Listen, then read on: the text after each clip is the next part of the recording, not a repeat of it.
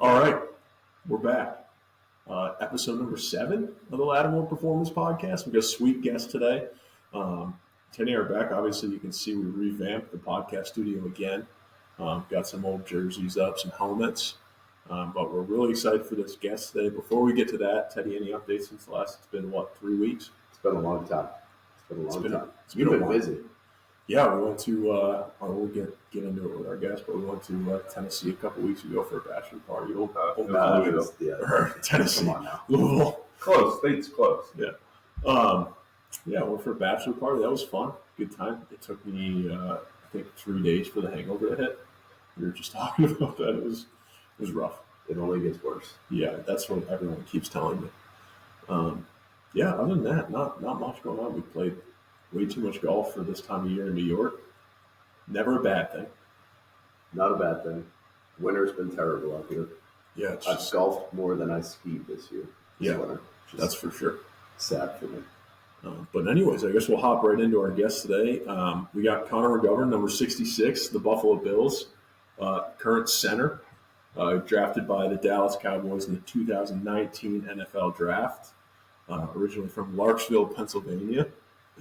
3-year starter at Penn State when I was there with him, and then Connor and I were roommates at Penn State in 2018 during our last year at school. We won't get into too many of those stories today, but we'll leave those for another day. Yeah, Connor, tell us how you're doing. Doing well. Just enjoying the offseason now. Going to year 2 with Buffalo. So I'm just very excited to get started next week in OTAs. Gosh, I can't believe that's already. It was what? It feels like 2 weeks ago the Super Bowl ended, and now it's back to OTAs already. Pretty much has. It's wild. I guess we'll hop right into the first thing. Is tell us about growing up, training, high school football, ended up at Penn State. I know your dad pretty well, so I've heard some stories. So my dad did all my strength, my entire strength program, my entire life, all the way up until college. So basically, I was always a big kid until I got to high school, and I was pretty small, honestly. Like, you look at me now, I'm a bigger guy, but literally from, I would say, 6th through 10th grade, I was the same size. I was 5'9", 180 pounds. I was this little kid out in the football field. And then going to my junior year, all of a sudden I hit this major growth spurt. I went from basically, my freshman year I was 5'9", 180 pounds. Maybe sophomore year I was 5'10", I would give myself, 200 pounds. And then my junior year I was 6'5", 285. That's a growth spurt. So in less than 6 months, I grew about 7 inches and put on 85 pounds. Jeez. So I'm still in your junior year right now. Yeah. Hey, you never know. You can unlock it. That's what I'm saying. I hit my final growth spurt when I was 21. See? So I grew a college too, actually. Grew an extra inch or so.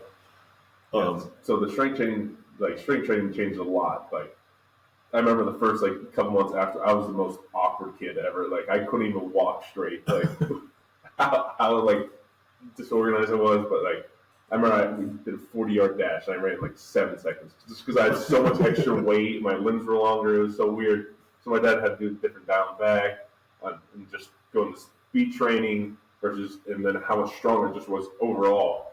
And then finally the offers started coming in that year, and everyone's asking, "Oh, can we see your sophomore film?" And it's it's not the same person out there. They're like, no. So then after that, and then ended up at Penn State, and then everything took off from there. Now, lately in high school, you used to have a black field, right? We had black turf, yes. Black turf? Yeah, we got installed my sophomore year. What was that like in the summer? Yeah, It's the exact same temperature. Really? Yeah. So it's the little turf pellets that hold all the heat. So the actual turf, it might be 0.1, 0.2 degrees warmer, but really not bad. And also in Pennsylvania, it's not that hot. That's true. So if it was in Texas, I don't know. Because that's at Louisville, our end zones were black, and in the summer, if we were running conditioning, guys were doing something in the end zone, they'd be absolutely dying in the end zone because they were it's 10 degrees hotter. And I was again, I was on the other side, so of course I'm saying you guys are fine, right? Yeah. In other words, but yeah, I don't know. We didn't have anyone having heat strokes or anything like that. And again, there was summers here where people are complaining when it's 85 degrees. Yeah, exactly. It's not like when I was in Texas and it's 118 and people are still outside. Yeah, I can imagine that. And then, so you early enrolled. What was the biggest transition from? I guess we can go back a little bit more, actually. So what was the recruiting process like for you? It was very quick. I hated every second of it. you know me, I'm not on my phone much. I hate social media. Before coach can actually text you, so everything was through direct messaging. Hated that. So I would go weeks without checking my Twitter. My dad would be like, give me your phone. I'm like, here, I'd take it. And he's like, you got a message from all these coaches. And I just left them on red. Just never looked at it, didn't care. And basically, I got my first offer in maybe October of my junior year, and I committed to Penn State in February. Very short, and in that time I had 50 some offers, and when I say I hated every second of it, just going places, taking time out, talking to all the people. I was like, I'm not going out to the West Coast. I'm not going down south. Why do I got to talk to these coaches? My dad would make me talk to every single one, and I just wanted no part of it. Wanted to be over as quick as it could, because I still remember back in the early stages, like going into my junior year, we thought, because I just go through like, okay, we're thinking maybe Patriot League, Ivy League schools, something on a smaller scale. That's where I did like all the camps that summer. Didn't hear really any feedback. So I'm like, okay, maybe I'm not that good. And then go through the junior year, playing well. And I remember Duke and UNC were playing basketball that night, and my mom's a diehard UNC fan. So I'm sitting down with my dad and our athletic director, and we're talking about, who should we send out film to, send to all the Ivies, Patriot Leagues again, and a couple like smaller D2 schools, just to hear something back. And then as a joke, I'm like, all right, let's just send to UNC. Like, they're playing tonight. Like, what's going to happen? And then me being kind of an asshole, I was like, oh, you're sending UNC. Let's piss my mom off. Let's send it to Duke. And then not even an hour later, driving home, I get a call. It's from North Carolina. I get my first offer. Wow. So then, then I get home. I tell my dad and put my dad on the phone. I remember him just going on the front deck and just screaming that, because finally got my first offer. He was so excited. Maybe 15 minutes later, Duke calls. I get an offer from them. Then the next day, it was like Georgia Tech, a couple of ACC schools. Then by that weekend, I had all the ACC, so in the Big Ten, the SEC, and then within literally 2 weeks, I had like 20 some offers, and it just kept rolling and rolling and rolling. I feel like once one school finds you, that's all it takes. That's what the first school takes. Yeah, and then especially in conference too. Like once those conference schools start seeing, it's like it's like, okay, what are we missing? It's like, oh, we didn't even talk to offer them just because they offer. So you didn't take your 5 official visits? No, I only went to Penn State. Like once I committed there, I was like, I'm going there, and no, that was the end of that. Did you know, like, if Penn State offers, that's what I want? Or?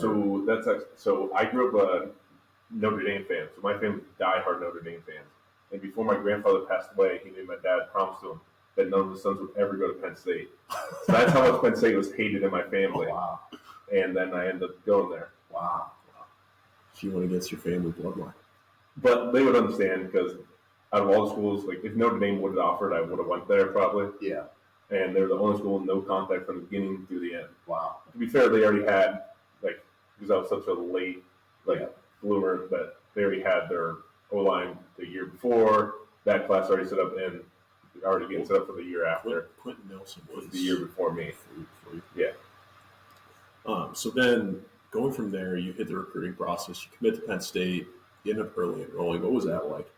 It was like a quick change. It was a big whirlwind, basically. So I went from literally 1 week being in high school to that weekend I'm in college. And I remember, I played in the U.S. Army All-American game, like that Saturday. And Monday we started first day of classes.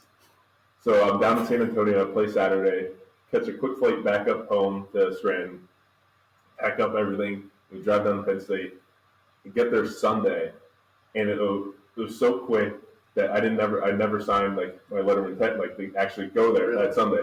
So I'm getting my books Monday morning, like did orientation and everything Sunday night. Get my books Monday morning. I get a call from Coach Franklin, and he's like, "You got to get over to my office right now." I'm like, what did I already do? I'm here for literally 12 hours at this point. I'm like, what could I have done? And here, the offensive line coach, Herb Hand, just left to go to Auburn. I was going to say, and then as soon as I got off the phone with him, I'm having other coaches from other colleges call me like, "Don't sign anything yet." Like they knew I didn't sign yet. Oh wow! And they're like calling my dad, like, "It's not too late. Like we want to like come back, take another visit. Like don't go to any classes, don't sign anything." And I was like, "I'm already here. Like I had my books in my hand. I was like, I got my first class in about an hour. I was like, I'm just going over to the office, and I signed the letter of intent, and that was it." Wow. I remember that. That was a That's wild. wild. We found out because I was there. I was already there for 2 years at that point. So we found out Coach Hand left. Just like Twitter below was like, "Hey," and then he sent out like one text message, I think, at some point. But it's such a rapidly changing thing. It's happened so quick. Yep. But that was right when you were getting there. You literally noticed that. Yeah, only there for a few minutes, basically. Like never had one true meeting with the guy or anything. That's wild. Welcome to college football. Yeah, learned very fast. So then you jump right into favorite time of year, winter workouts, right into spring ball. Yep. How was that transition? I still remember walking over at the time I was rooming with Alex. So we'd walk over every morning. We'd get up at 4 a.m. We'd walk over in the pitch dark in the snow. And we would look at each other every morning. And we did that. We're like, we should be in bed right now, getting ready to wake up to have an easy day at high school, go to study all day, do nothing in the afternoon, just work out. But no, here we are at 4 a.m. in the dark, about to go run whenever we want. Like, I don't even know when it started. 5 a.m. to blow the whistle when you're running around. 5:30 was the official start of winter workouts, but it was always you got to be there 10 minutes early, and then the captains were like, well, you got to be 5 minutes early to the 10 minutes early, and then all of a sudden Coach Franklin would start at 5:15. Yeah. So I remember walking over to the latch at 5 a.m. from the locker room. We'd meet in the weight room and walk over. Yeah. So, and I just remember every day we'd look at each other like, why are we doing this right now? And then got in the spring ball, and then you're actually playing football, so then it's fun again. Yeah. That's the winter grind, right? You got spring ball to look forward to, but you get the spring game at the end of it, right? At least in the summer, you got true football starting. Spring ball was always, I don't know, it was such a grind to still be training, but then have practice 3 days a week, and then always 25-period practices. And I always got gassed out at spring ball. I was like, thank God summer's here.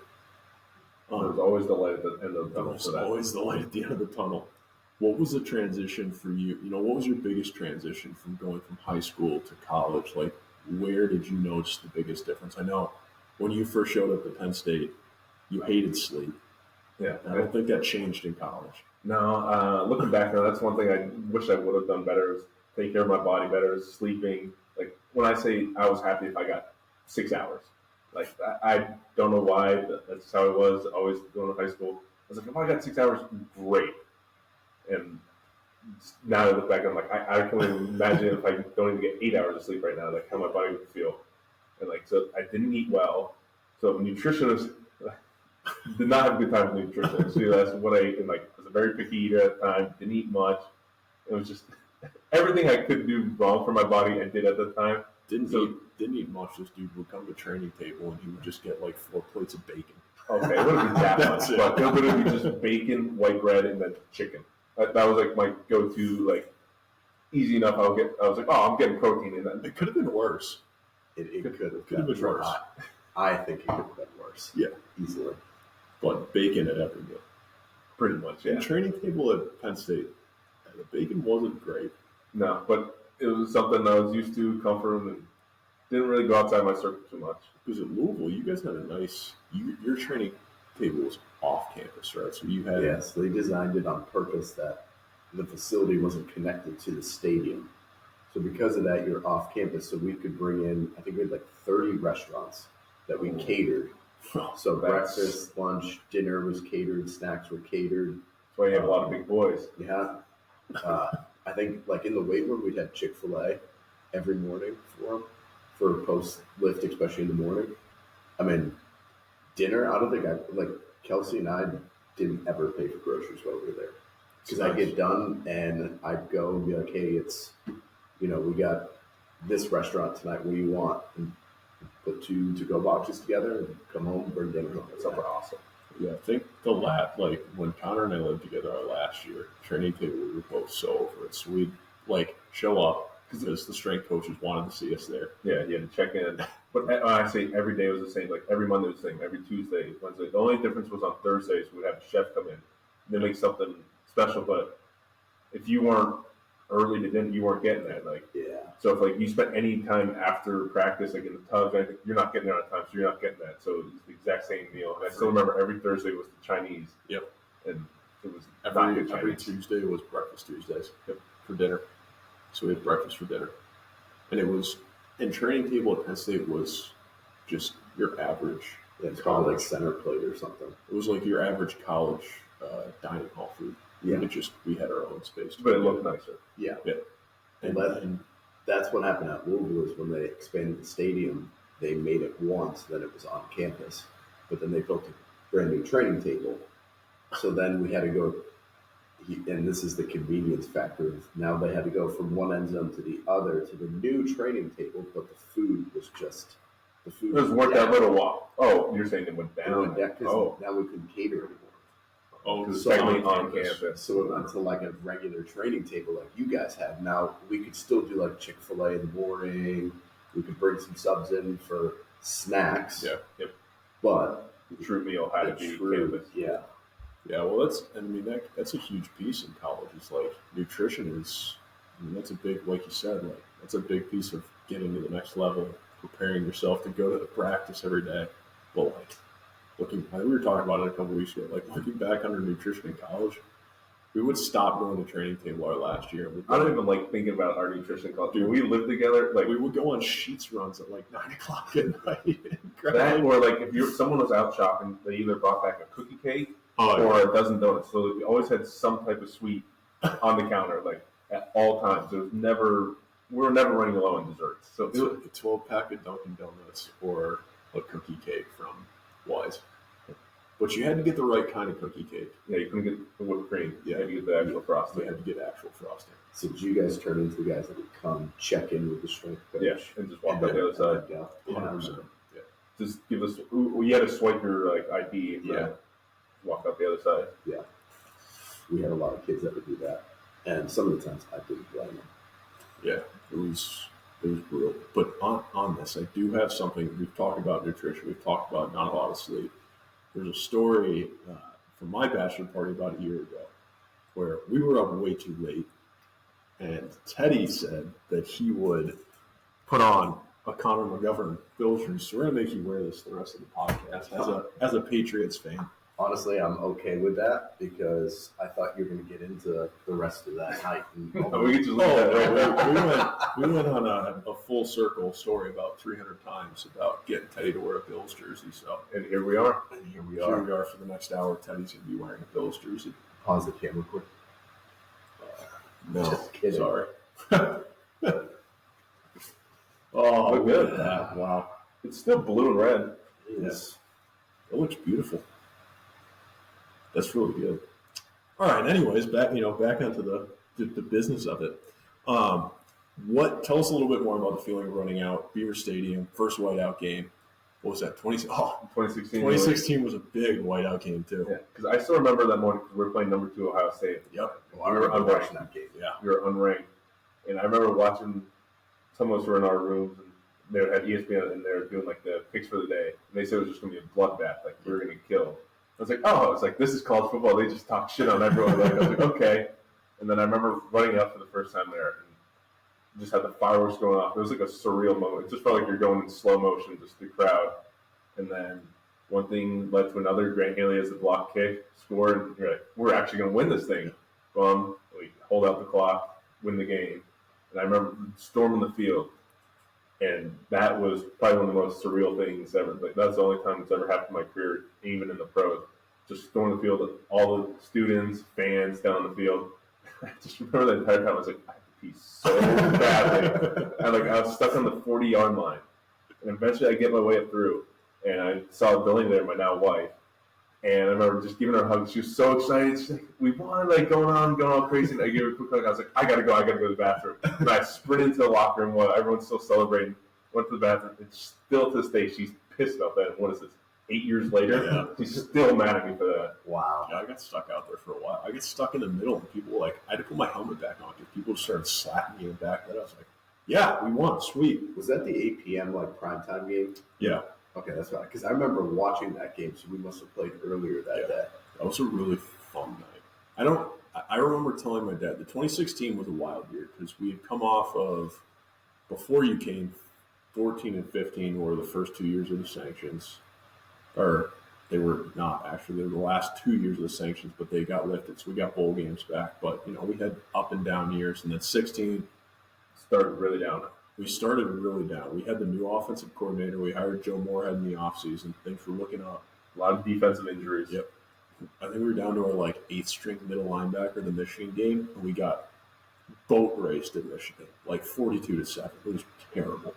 Might have been even worse than that, but And then, we also lost at Pitt in the first year of the 4-year series. So people were pissed. We were 2-2.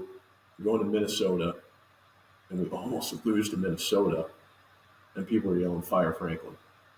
like you came out to the game. I still remember warm-ups. It was raining that day. Yeah. And people have written across their chest, "Fire Franklin," and all that. I was like, "Oh, this is really going to happen." And then take them into overtime, win in overtime. Saquon walk-off touchdown in overtime. And then literally from then on the season, just complete 180 and just went through everyone. Rip off 8 straight wins. But that's the time to get hot. End of the year. Big Ten championship. Yeah, because I still remember that was my true freshman year. And I was like, "Oh, this is called football." Like, go to the Big Ten championship, win that first year, Rose Bowl. I was like, this is just college football. Yeah, this is great. Found out the hard truth there. It's like you can't replicate it every single year. Arguably very hard in the playoff that year. Yeah. But see, my year was the opposite of that. We started extremely hot, and then we ended terribly. You did. It was like us the next year in 17. Well, Well, we started hot, very slow middle, and then got hot again. 16, we were a second half team. I've never been so comfortable in the Big Ten championship. We go into halftime. We're down, 28-14? So it was 28-7, then we scored late going to half. And 28-14, and I remember everyone was confident in the locker room, cheering. I've never been we scored right before halftime. I'm like, wow. I've never been so calm and knowing we're going to win a game being down 14 at halftime. And I still remember Joe Moorhead at the end, right before we walked out, we got right where we wanted. We're like, yeah, we do. We're down 14. If they get the ball, let's start off. And then we stopped them, and then we, with one play, scored, and that was 28-21, and then threw back, and they went win the game. That was fun. Joe Moorhead had some wild pregame talks, too. Putting a pickaxe to a chair, right? That's one of my favorites. Right. And here's my next surprise, that I don't know how I came into possession of this. I don't know. But I had it in my desk. This was one of his pregame talks, right? Yeah, Indiana. Is that 16 or 17? Did you travel to? No. Okay, so that had to be 17, right? Or I didn't. I don't know if it was in our house. Oh, this was definitely in the house. I remember this being at the retreat. Maybe it was John tried to take it, and I probably took it instead. I think this was in 16 because so I still remember the speech and he had the bowling ball on it. Yeah. I don't know how you came with possession of it. So what's the context of that? Well, so he loved props. So the night before, he gave a pump up speech. Like the one week it was bring it. It's going to be a blue collar game. That was the Ohio State game because I remember Nelson had his lunch. So all week was bring your lunch pail. This is going to be a hard nosed game. And for the Friday meeting, Friday night, brought out literally he had a hard hat and brought out a pickaxe and put up the chair and just put the pickaxe right through the chair. And then I think then we played Indiana next week, and I was like, it's because we were going to go bowl. That was our to win 6. Yeah. Line them up, bowl them down, stuff like that. So every week had something similar to that effect. Those are my 2 props that I had for the day. I was going to ask, do you have anything else? I don't have anything else high on the team, not that I know of. So Penn State, Ohio State, that was top 10 game for sure. What was your favorite game at Penn State? Favorite game, probably overall, is Fiesta Bowl, 2017. That was a lot of fun. Just the whole week leading up to it, the actual game itself, that was a lot of fun. So probably one of the favorite road games was the same year we played at Iowa. So again, a lot of Penn State fans. That was another crazy game. We won on the last second. We won on a walk-off Juwan Johnson slant with no time left on the clock. I've heard that's a pretty loud stadium. It's still, in college, that was the loudest stadium I've played in. And obviously, compared to Penn State, was in state, but I'm not out on the field when it's the loudest. But that was the loudest away experience of it. It's deafening. And it's not the biggest, most intimidating. It's a little over 70,000. A little over 70,000. Yeah. But it's they're right on top of you. It's very loud. It's still, even compared to some pro stadiums, louder than most pro stadiums. Wow. They would. I remember Frank would always warn us, "Don't leave your helmet on the bins Yeah, because because they'll they take could your reach helmet." right over. Pass it It's right like there. they're literally 2 yards away from you. Like if they really wanted, they could reach down and touch you. Yeah, I remember some of those stadiums. Those are wild. Well, Colorado was kind of like that, Colorado right? was like that. And our student section was right behind our bench, which I still don't understand. That would But have been wild. It would yeah, have been wild at Penn State if the student section was right behind our bench. yeah. No, I like where it's at Penn State. I do too. That whole was that the south end zone? Yes. Yeah, Yes. Once you get down there, it's deafening. Oh yeah. Talk about, we've talked a lot about our games. How about some recovery sports med nutrition? I know we talked a little bit about nutrition, but recovery sports med, strength and conditioning at Penn State. Penn State, I didn't really do recovery at all. Like when I say I didn't go in the ice baths, occasionally I'll go in the hot tub. Mostly was when we were screwing around. I'll go in the hot tub or the pools. Did a lot of WWE wrestling. We got in trouble a lot for that. That's really the only times I really went in the tubs. Didn't really take care of my body too well. At the time, I thought I was doing enough. I was like, oh, I got in the cold tub once this week. Like I stretched a little bit on Friday before the game. And I was like, oh, perfectly fine. And nowadays, I'm like, every day I'm spending like an hour or two ice tub, like in the hot tub, stretching, doing active recovery, doing PT, everything, just to feel good for Sunday. So it's just, I don't even like thinking back in the day, like what I actually did. So when did that like hit? Like when did you like take that? You're like, okay, wow, I got to take care of the body. I got to do all this and put all this work in. Probably in my rookie year, because going into my rookie year, I was on IR the entire year because I tore my pec. Probably after that, I was like, okay, I need to take care of my body because I found out I played my last year, my junior year at Penn State with a torn pec. And then when I got to the league, I re-tore it, and that's what put me on IR. I was like, okay, maybe this wouldn't happen if I take care of my body. And then I met my now PT, Tyler Stewart, after my rookie year, and me and him together, like just worked on transforming my body, make sure I was at peak performance every week. Yeah, for sure. So then you declare early in 2018 season, Yeah. 2019 NFL draft. You get on to Exos in Pensacola. What was that transition like going from, Citrus Bowl, you go right to Pensacola, you're training for the combine. You got an invite to the combine, right? Yep. So you're training for the combine. I did my internship down at Exos, so I know a little bit about, you get a lot in their program down there. It So was a lot of fun. The biggest difference was you don't have class anymore. Like it's all solely about taking care of your body and being the best you can be. Basically, you're a piece of cattle. Like in a few months, like going to the combine just to show off in front of all the coaches, scouts, everyone. You want to look as good as you can, feel as good as you can, and be able to perform the best you can, like on the field. So basically, just learn really learn about nutrition, take care of my body, what I should actually be doing. And I think with all that stuff going on, actually sleeping right, I grew my final in my final growth spurt. I think that was just because of all the stuff I didn't do in college, basically. Yeah. And with Exos, like, what was training like down there? I know you got PT every day. They had cold recovery tubs. You kind of went outside. Pensacola's hit and miss on the weather, but Yeah, it was cold when I was down there. There was a few nice days, but they're always on the weekend. So you come in the morning session, usually some type of run, lift, and then get like a couple hour break, eat. Then you go back out and another lift, work on your 40s, stuff like that. And each day was a little different. And then usually we had like a pool recovery day in there too. So they had a really good schedule. I liked it a lot.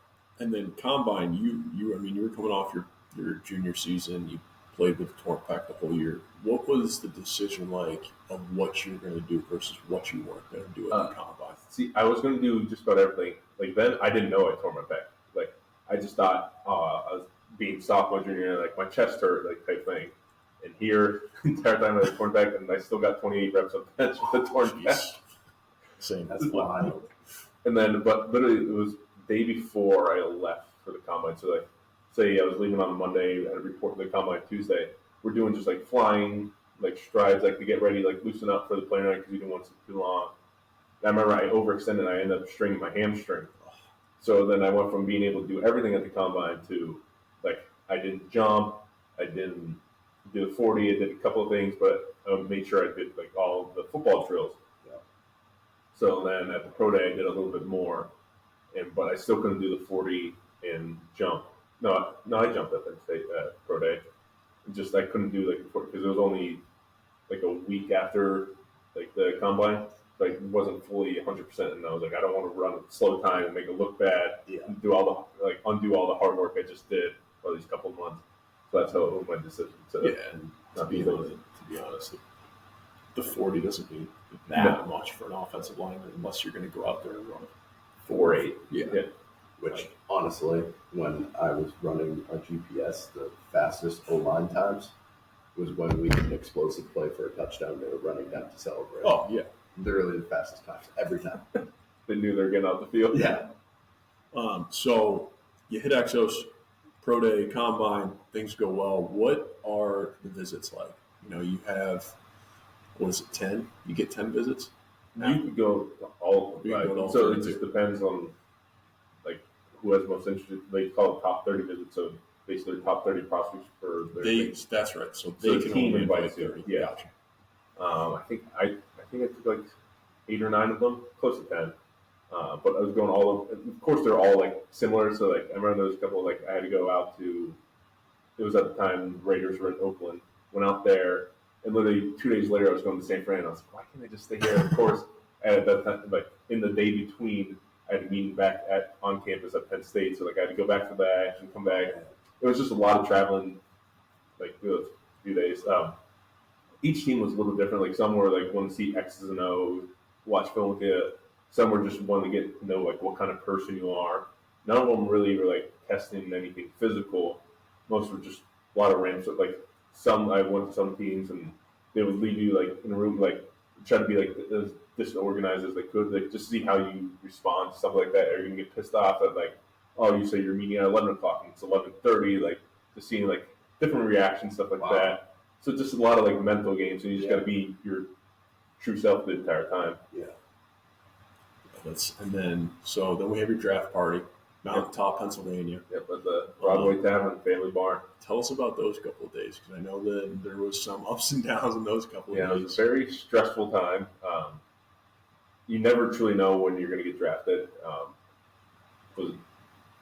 Draft starts on Thursday night. Yeah.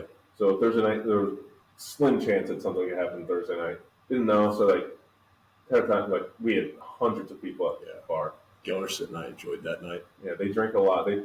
We tried to break Andre the Giant's beer drinking record that night. They didn't come close. We didn't come close. And they knew, like, I was like, because I wasn't drinking, do anything. Like, I was home the entire time. Friday came. I was like, all right, this is night. Like, definitely going. And then all of a sudden, second round goes through. I'm like, what is happening? Like, not hearing anything. Then the third round starts and starts going and going. And now you're getting worried. Like, am I like slipping this Saturday? Like, what's going to happen? Then all of a sudden it was like the 80-something pick coming up, and my agent called me and he goes, I think Dallas is going to take you with their selection. I was like, oh, really? And because like after that, there was a couple other teams where I thought I was definitely going. We're coming up after that. I was like, this is my last chance for those before like the fourth round starts the next day. And sure enough, at the 9th pick, the Cowboys took me. That's wild. And it was, when I was like, out of 32 teams, they were the only team not to have any contact with me at all. It was strange how sometimes that works out. That's wild. It was Like not even a phone call to check like what my number was. Nothing. Not a single call. Not like walking by like any pro day or at the combine. Like talk to a scout. No contact at all. Did they call you that night? Yep. Like before they picked you or after? No. So it was just my agent giving me a warning. He's like, I think this is going to happen, and then I get a call and it's Jerry Jones, and they take me with the 90th pick. Talk about another surreal moment, like you talked about high school to college to this, but like, what was that like? All of a sudden you're on the phone. I blacked out. Like I can't recall. Like like you have so many emotions going on. Like what is happening? The first thing I remember after that is standing up and I hugged Delaney, and then I hugged my parents, and then I remember just instantly getting taken back, and I had interviews that instantly start with all like the reports coming down. And I remember coming back. I had a Dallas shirt on, and then all the party just started from there on. I think, what time did we leave there? Like 4 a.m.? Yeah, it was very late. It was really late. Geller and I were. Because it's just such a relief off your chest. Like, all that pressure and all the work you put in, everything you do. Like, this actually just happened. Yeah, the waiting was done. Yeah. It's a fun time. It's a good time. So then you go to Dallas.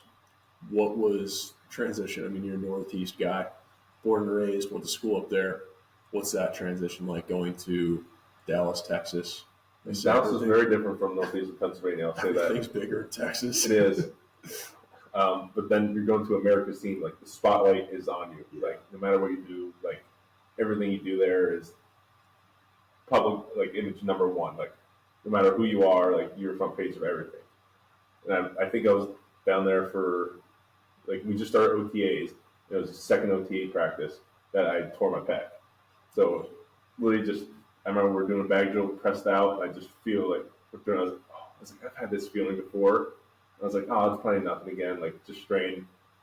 And I remember going to the trainers in black and blue, go take imaging, get done. They're like, yeah, your pec's supposed to lay over flat of each other. And all that. And yours was like, like, have you ever torn your pec before? I was like, no, I had like a pec issue back in college last year. They're like, yeah, you tore your pec. So that's where I learned that the entire last year.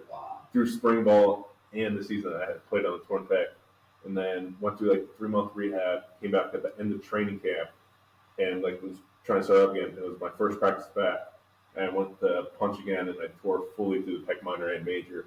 And I was on IR for the rest of the year. Wow. What was that rehab like? Like, you know, you don't have to go into crazy details, but kind of what was your day-to-day?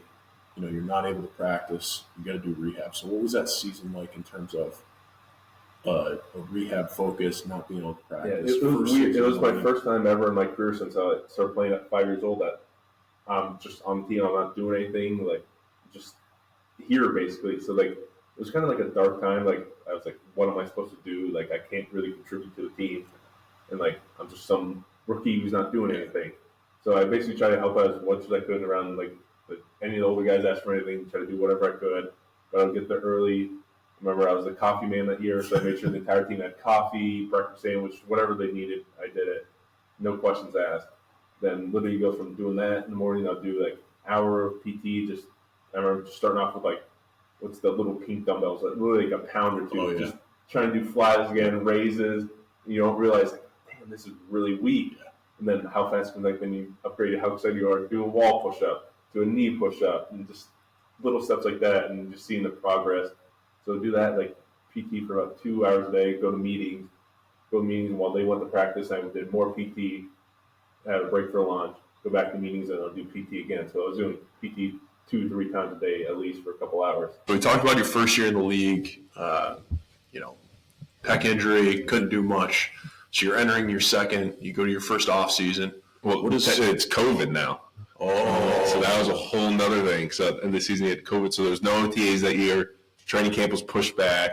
So I basically went like almost a year and a half without playing football going into that first training camp back. I forgot about that. Yeah.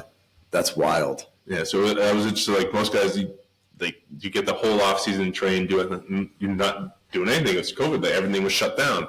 So like just really not being able to go out and just do pass sets, anything like that, or true lifting. Like I was doing rehab still, but that was just about it. And then going to training camp, and I was so rusty. Like felt like I haven't played football in years at that point. Not only that, but that year, and I remember I think you said it on Eric Wood's podcast, weren't you guys in Dallas for that camp too, instead of California? Yep. So we usually went out to Oxnard in California where it's 70, 75 at most, like breeze, sunny, great weather. Now you're in Dallas, you train in the morning because it's so hot. I remember the one day it was about 118 degrees, and guys were passing out because like we have 2 glass buildings on the side of our practice field. It's like you're in a magnifying glass on top of how hot it is. Wow, That's unreal. that So is. what do you like? What do you do there? Recover. I mean, you know, we've talked about recovery. We've talked about nutrition. What do you do there when you're in 119 degrees? How do you Basically, we would have like cooling tents on the sideline. Like after every few periods, it might even time. I don't even know exactly. Like they blow a whistle and everyone goes in there, ice cold in there.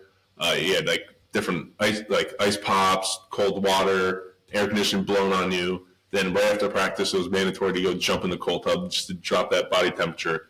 Then it didn't matter how tired you were, because you know when you're working on sun, you don't want to eat afterwards. You just had to shovel in as many calories as you could, just because you burned so much because it was so hot. You're just sweating right through everything.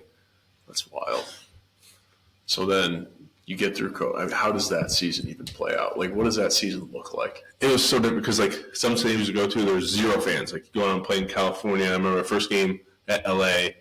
It was their first year of SoFi, and I remember there was zero fans. I remember that. And I remember, like, it was, you could hear the other team on the other sideline, so you have to worry about what you're saying on your sideline. You have to wear your mask on the sideline. As soon as you come out the field, you have to put the mask on. Jesus. It was just so different. And then you go back to Texas, and we had fans in the stadium. Yeah. I think at the end of the year, we're up to like half capacity. But it was just so weird. Like, you go all the places, and it was like you're playing high school football again. Like, you didn't realize like how quiet games actually are. Just a surreal feeling, and like then you just take it for granted, like how much like the fans actually are involved in the games and how much of a difference they make in that home field advantage. Yeah. How was the transition from playing? So you played most of that season, and then you play years 3 and 4 in Dallas. How's the transition of going from you're at Penn State? We played 14 games maybe the one year. At max, 12, 12, 13 games. Guaranteed 12, then conference championship bowl game. Going into the NFL, your first couple of years, you're at 16. 16 games, possible playoffs, and then, what has it been, 17. 3 years now that it's been 17 games? 3 years, I think. And then you're also playing in the playoffs. I know at least the last 3 years you've been in the playoffs, right? Yep. So what does that do to your body of being that much longer than college? We always like to joke, like, like commercials are like, oh, the NFL season's so short, like, for the fans. Yeah. And it's like, it really isn't. Like, because it's 17 regular season games, but you got training camp before that. That backs all the way up to July. So it's really about like a 7-month stretch that you're going. It's, people think, oh, you just show up on Sunday and that's it. Yeah. No, you have the entire week. You're basically in mini car crashes every Sunday. Then you got to recover your body back. You're still practicing. You got to get ready for the next car crash that following Sunday. Then some weeks you have a short week where you're playing Sunday to Thursday, and you're trying to recover for that. And then you got to quickly turn around and get ready for the next week. So it's just hectic, and just learn how your body adapts to everything and see what's best for you and what gets you fastest and ready for that upcoming Sunday. What's your recovery look like on a short week? On a short week, that never fun. Like, one thing in Dallas, every year you knew you were playing Thursday on Thanksgiving. Yeah. So you got used to it because you knew once a year you're going to have a rough stretch in November where you had 3 really quick games back to back to back. And learn from the vets. You just learn, like, play Sunday. You have to, no matter what, you have to get in that weight room Monday. Just try to flush some of the stuff, because if you don't lift that next day, even for normal games, if you don't lift that next day, your Tuesday is going to be hell. And then, because usually in the NFL, Tuesday's your off day. But on a short week, you don't get an off day. Tuesday, right back in, doing some type of, like, light walkthroughs. I would say a little bit more upscale walkthrough, but no contact. Wednesday, you're already getting ready for the game the next day, so you're doing minimal stuff, walkthrough, you're doing as much PT, cold tubs, getting just a little bit of movement in, and then you're already back playing Thursday. So it's just a quick whirl around. Like, Yeah, that's wild. But usually after that, you usually get a 3-day mini bye, basically. Yeah, that's nice. You usually get Friday, Saturday, Sunday off, depending if you win or not. What do you typically do then? You have a short week. What do you do with a bye week? You get 1 week off for the entire season. My wife hates it, but we usually stay wherever we're at. That I usually focus on just to get my body feeling right. We had a later bye this year. Yeah, it was So it kind of sucks, but it sets you up for later, the second half. Yeah. So depending on when your Thursday night games are, sometimes you get lucky and you get the bye at the beginning of the week, and then you get Thursday night game, and you get like a mini bye after that. Sometimes you're unlucky and they're both right together at the beginning of the year, and you have the whole second half of the year to go. This year, I think it was right around week 13 our bye week was. So I think that came right in the time, because like right around week 6 or 7, that's when we played Thursday night, got a mini bye, and then we had the bye week later on. So on paper, it looked bad. Didn't feel great in the byes, but it set us up for the second half, in which we went on the long run we had. And I think that's what really helped us too. Yeah. And we'll get to this later about the move to Buffalo. But, this year, talking on short weeks and travels and recovery, you guys also, without a bye week, played in London this year. How was it that? What did that week look like for you? Trying to play on a Sunday, then you're going to freaking London playing the next Sunday, and then you're also playing right back the next Sunday. Yeah, so we played the prior Sunday to London, went through a normal week, like Monday came in, film, workout, Tuesday off, Wednesday practice, Thursday practice. After practice Thursday, we got on the plane, flew over to London, so we landed there Friday morning. Go there, we had walkthroughs, and the entire time we were told to stay up the entire time. You don't want to sleep. Some guys listened, some guys didn't. Because then I remember after walkthroughs Friday, they were like, go out, explore the city. It was about an hour bus ride in. They just wanted guys to stay up. I remember I met my wife, went out to dinner down there on the way back, and I think I slept for like 12 hours that night in the Saturday because they're like, get as much sleep as you can, wake up for breakfast, had walkthroughs, meetings Saturday, then got ready for the game Sunday. And then some guys were still jet lagged, and then coming back was even worse. And like it took me till we got back sometime, I forget what time, Monday morning. And I think I didn't feel like myself until Wednesday night. Wow. Going into the next week. I get it. The NFL wants to expand its markets, but like that is such a tough.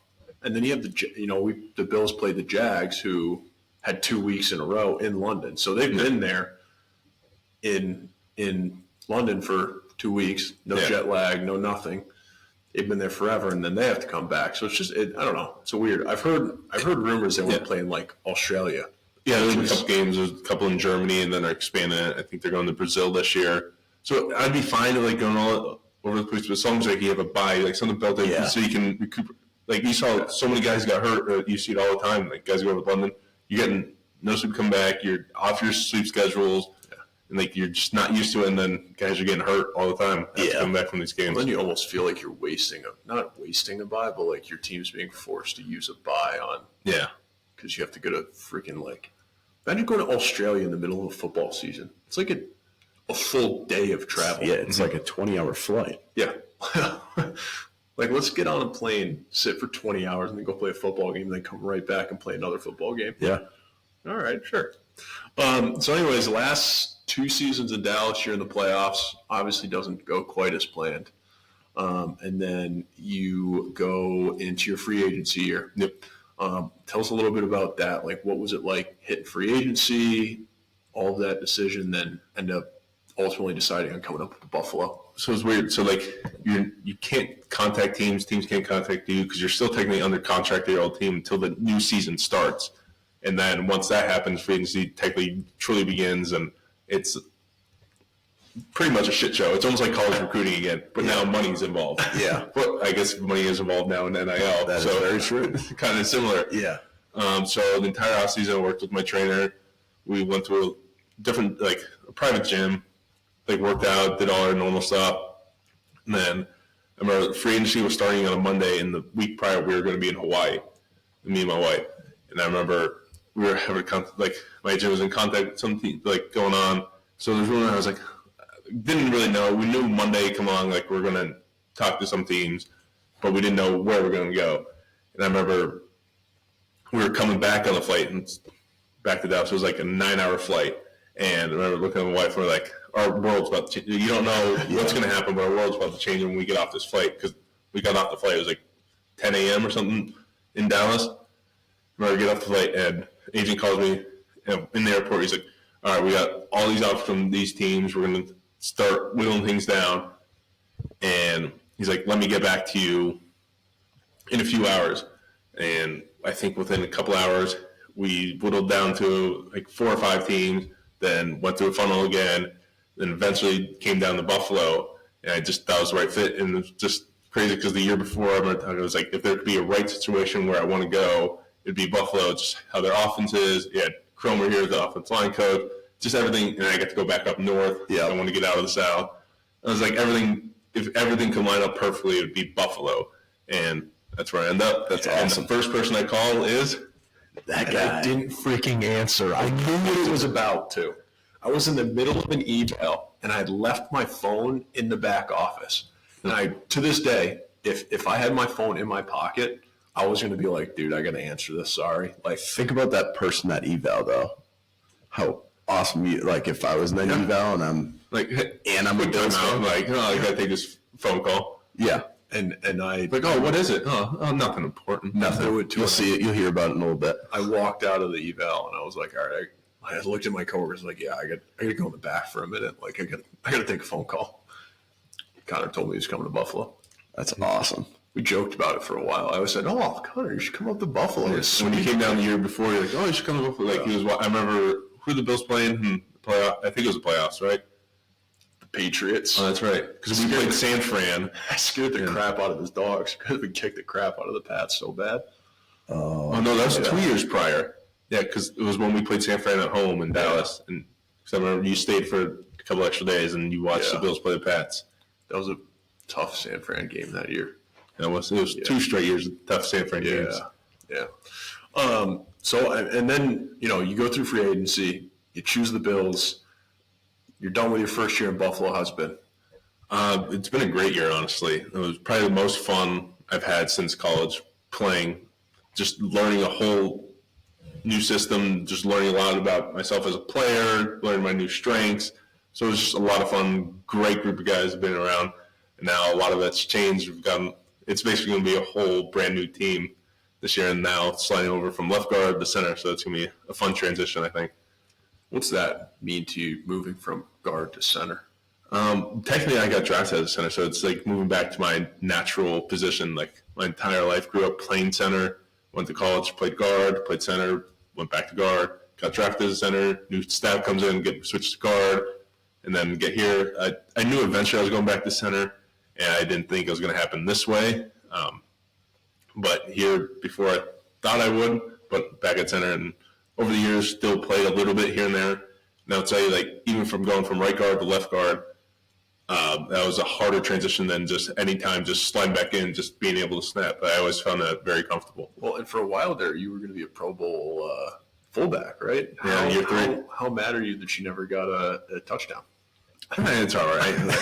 Not that mad. Like, I would have been concerned if I actually got a check down pass, something like that. Just hit the ground as hard as I can. Just get down fast. Not fumbling the ball. I'd rather just block.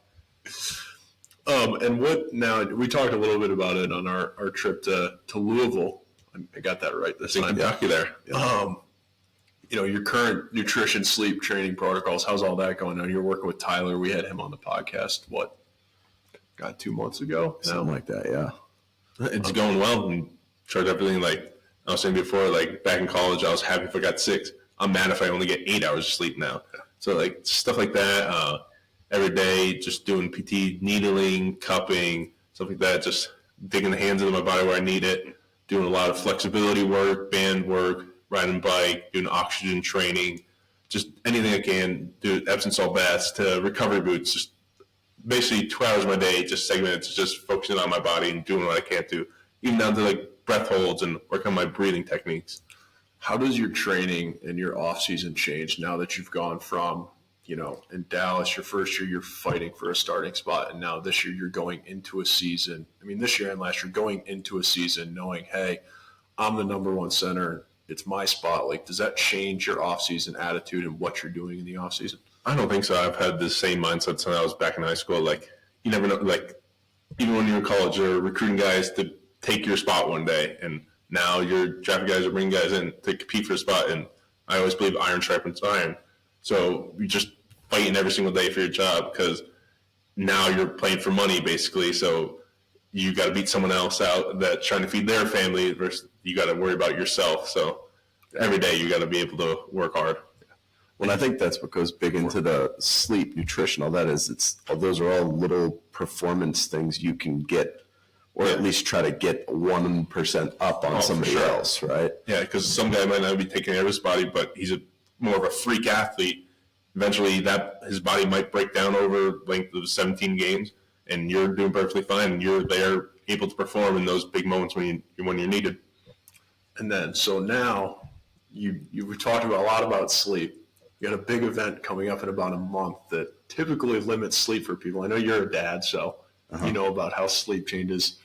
You're about to have a kid. How does that change, the preparation for your summer leading into, the 2024 season? Yeah, so at least you can't time things up, but like I say, it's kind of almost a perfect time off season to have a kid.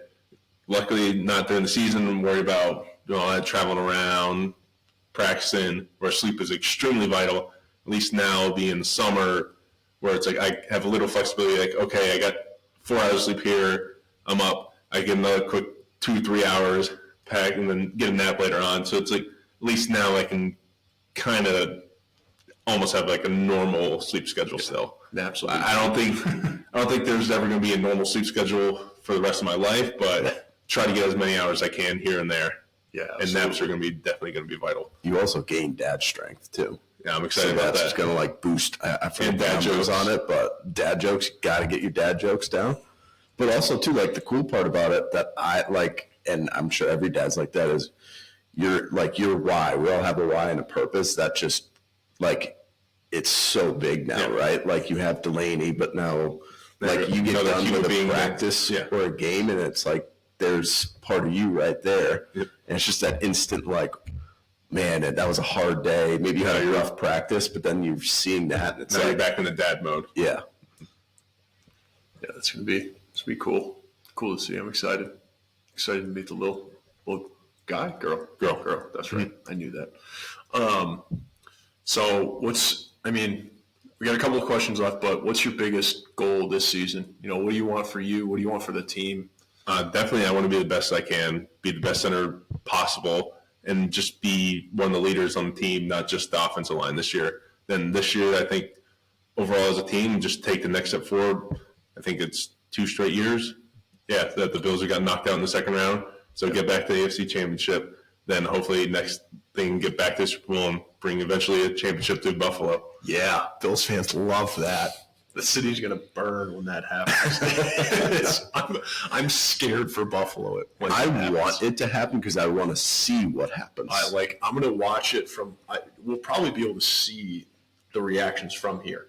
In Rochester, you'll just see the city start to shake. I even think Rochester will burn. Oh, yeah. It's going to be – Western New York's not going to be okay. Yeah. They're going to have to declare a state of emergency. Oh, for sure. Yes, for Western New York, easily. And that's I don't even know how I'm going to get to, from the stadium to my house from that, or even from the airport when we fly in. Yeah, it's going to be a bad day to be a plastic table. It's going to be a really bad day to be a plastic table. I think they're going to go through more than but then 9 months from that, there's going to be a lot more kids in Western New York. Oh, that's right. There's going to be a lot of Super Bowl babies. On that, if there's one thing that you know now, I know we've talked on it a little bit, that you wish you had known in high school, college, what would it be? If you had to give a high school kid advice that's in where you were in 10th grade, what would it be? Yeah. I think about this all the time, if I would have just known a little bit more about, my calorie intake for protein, stuff like that, just nutrition, sleep, and then just in high school, I always thought I had to be the biggest. I'm 3'10", 315 in high school. Just cut back the weight a little bit and be more athletic because you're going to go to college. They're going to put size on you. You don't have to be that as big as you think you have to be in your head. So just stuff like that I wish I would have known. Going to Penn State, maybe I was 285 and leaner than being 320 when I got there. And then played that first season at 320, and then I cut back all the weight and then put on the right size. Yeah. So it's just stuff like that. I wish I would have known a little bit earlier. It's like he works with Tyler or something, saying the same exact thing. Where do you think he gets that from? Yeah. So last one here is between Penn State and the NFL. You blocked for some awesome. You played with Saquon in college, Miles Sanders. Now you're playing with Josh Allen. You played with Dak Prescott, Zeke. What's been like, one, getting to block for some of those guys, but getting to know them off the field as just guys? I would say they're all great human beings in general. You see certain things, media portrays guys a certain way, and they're totally different in the locker room, they're themselves. Media could clip things in and out, however they want to script the narrative, but I would say they're all just genuinely great human beings overall, and just a lot of fun to be around. And just seeing, how, each of them are different type of leaders in their own way, and just some of them are just physical, just specimens. Yeah. Saquon's quads. Unbelievable. On that note, biggest freak, any position you've been around? Ooh, there's a lot. I know, I'm sure there's a lot. But is there even one or two that just stand out? And it doesn't have to be a skill guy or a quarterback, but just give us one skill guy and one offensive lineman. Because we talked about in Kentucky, offensive line wise, was it? We're doing O-line and then just anyone. Yeah. Okay. Just anyone. Obviously, the answer would be Saquon. Just freak. Just because I still remember my first interaction with him when I was at Penn State. This was my second day there, walking in the weight room. Here's bang. Because I remember I was actually just got done with my physical. I was walking out of the training room into the weight room. hear this banging. I'm like, what is this? And I eventually get to like the first row of racks right by like the windows, Charlie, and I hear the bang, and just Saquon just hinkling 405 like it was nothing. It's like, okay. And then we're talking to him, and I was like, who just does that? Just casually, he's the only one in there. Yeah. Made it look so easy. Who else? I would say definitely for offensive line, Tyron Smith, biggest freak. And I would say overall, if you could build a left tackle in a lab, it would be Tyron Smith. Like shredded 6-pack, long arms, everything, like explosive, but still 307 pounds. Yeah. It's wild. Absolutely insane. All right. Well, I mean, you got anything else? No, let's do some of these finishing questions I'm excited about. Yeah, we got some good finishing questions. Okay. So you got 3 questions to end it today. So I know you're a big video game guy. You got a pretty sweet setup at your house. I do. What's your favorite go-to video game? Of all time or currently right now? That's a big question. I didn't think about that. I didn't think about that. All right. Well, Are we talking FPS, single player? What are we talking about here? Okay. Well, I play like Xbox, so like you can you can get into whatever video game you want. Give us one all time and one. Okay, currently. Okay, I'd say all time. My favorite game all time was either Halo 3 or Halo Reach. Hands down, Good answer. My 2 favorite games of all time. Then people debate which one's truly better, but I see them as eye to eye. Is that an Xbox? That's Xbox exclusive. Okay. Yep. But You're right. It was. Yeah. Then I would say right now, currently Baldur's Gate 3, Okay. and you have no idea what that is. I have no idea. Yeah. Literally the big. It won Game of the Year last year. Oh, okay. Yeah. Okay. So have you ever heard of Dungeons and Dragons? Yes. So it's basically Dungeons and Dragons in a video game form. Okay. Okay. Yeah. So is this a PC game or it's? It's across all platforms, but I play it on PC. I've gotten real bad. Like I have an Xbox still, and I think I've turned it on once in the last 5 years. That's a shame. I don't know. I don't have time. I golf too much. Spend too much too much time golfing with him. I already spend enough time outside, so my free time I'm inside. That's fair. You've always been a video game guy. I have. You were big into Fortnite. You were good at Fortnite. We still play. We brought it back last year when they brought back the original maps. So we had a group that always played for the team. And it's gonna say when we started winning, the winning streak, that's when we had groups playing Fortnite. So All right. I don't know. Use that in your pizza parties. pizza parties did have a part in that too, I think. Oh man. So you're gonna have to do a pizza party every single.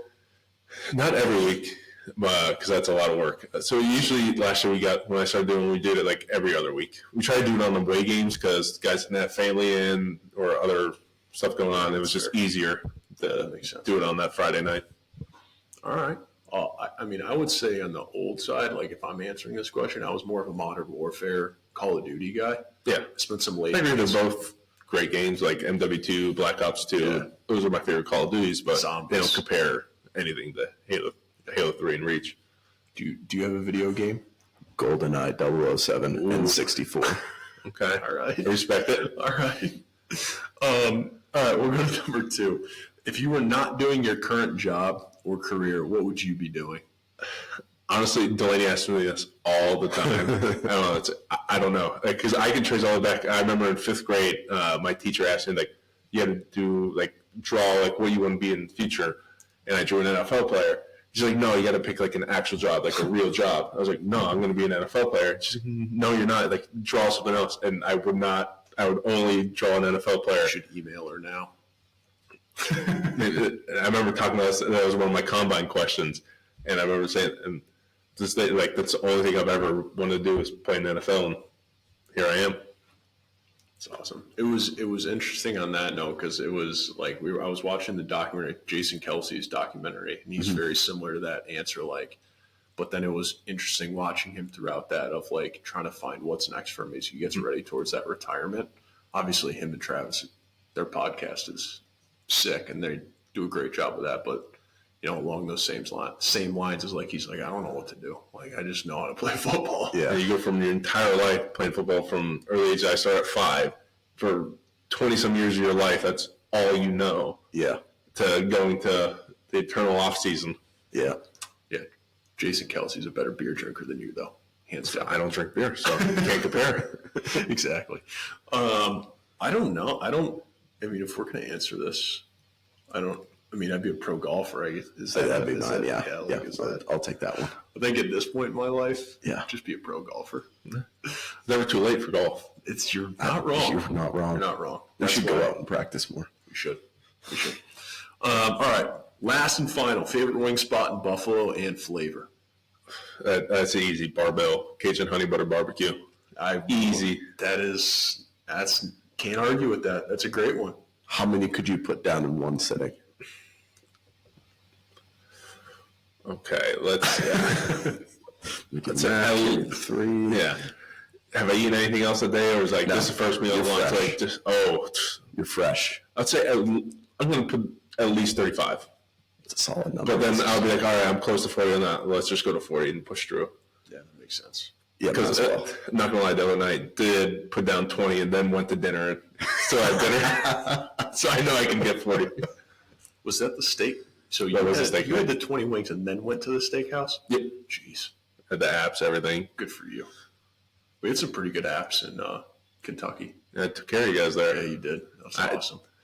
We tasted some good bourbon too. Not that Connor likes bourbon, but it was good. The bourbon capital of the world. It was good. We had a good time. Yeah, it was the first bachelor party I ever went to where I brought back more alcohol than I brought. That's true. We did. I think I took 2 bottles down there of just random stuff, and I brought an extra 8 bottles back. Delaney was not happy with me, but the bar looks a lot better. Of course, with all that bourbon. It does fit well. Well, that's all the time we have, Connor. Thanks for stopping in. Thank you for having me. Absolutely. Coming up to Fairport for the first time. Yeah, remind me a lot of traveling to camp.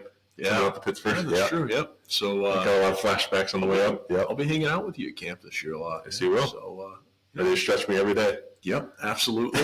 That'll be my job. But thank you for coming on. If you guys enjoy this, hit the subscribe button. Give us a like. Give us a review.